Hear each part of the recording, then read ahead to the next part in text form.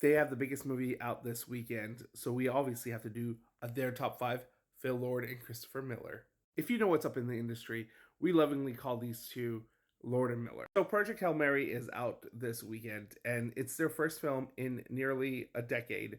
And so, of course, we have to do their top five. Even though these two have been in the industry for nearly 2 decades, they only have a filmography about 5 films. And contrary to popular belief, they did not direct the Spider-Verse films. They only wrote and produced them. So this list is only going to include films that they've directed. Having said that, when you see Lord and Miller's names plastered over a film project, it is definitely worth checking out. They have very few misses. So starting off this list, it's going to be Project Hail Mary. This is their most recent effort, and it is a really good film. The humor is good, the emotions are high, and this movie really captures the dynamic between Ryan Gosling and Rocky so well, and that's the heart and soul of the film. I really wanted to love this movie a lot more, but it is definitely a crowd pleaser. Coming in at number 4 is Cloudy with a Chance of Meatball.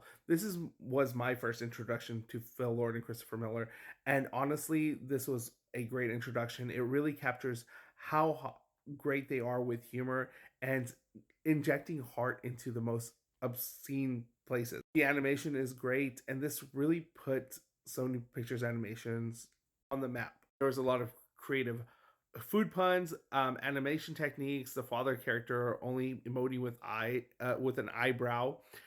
So everything about this film is fantastic, and if you have not seen it yet, this is really where they got their start. Coming in at number 3 is 21 Jump Street. This movie is hilarious. It's probably one of my favorite comedies of all time.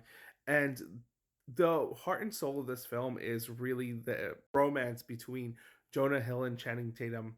And they do such a wonderful job playing off of each other and really highlighting their relationships. This movie is funny from beginning to end, and it takes a lot of unpredictable steps towards the finish line, and it's just such a joy to watch. And it shows that they can do live action as well. Coming in at number 2 is probably a controversial take, is the Lego Movie. Some people might say that this is probably their best film, and I would not argue it. Upon rewatching, it might still be their best film, and I love it. I think the animation style is gorgeous. The Every character moving like Lego pieces, even like water and everything, was created with Lego pieces.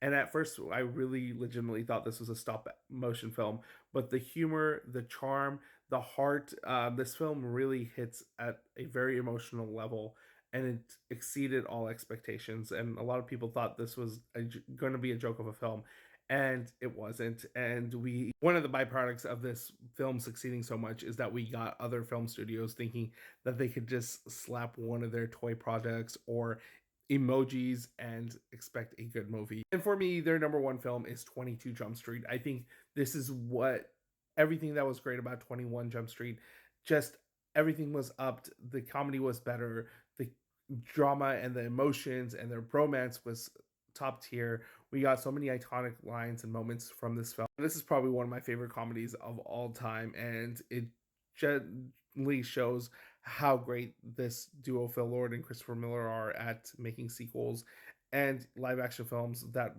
are action packed, that are funny, that are filled with heart. It's just such a great time at the movies. Sound off with how you would rank their films. Again, Spider Verse is not directed by them, even though their names are plastered all over it. They are only the writing and producing duo of that film.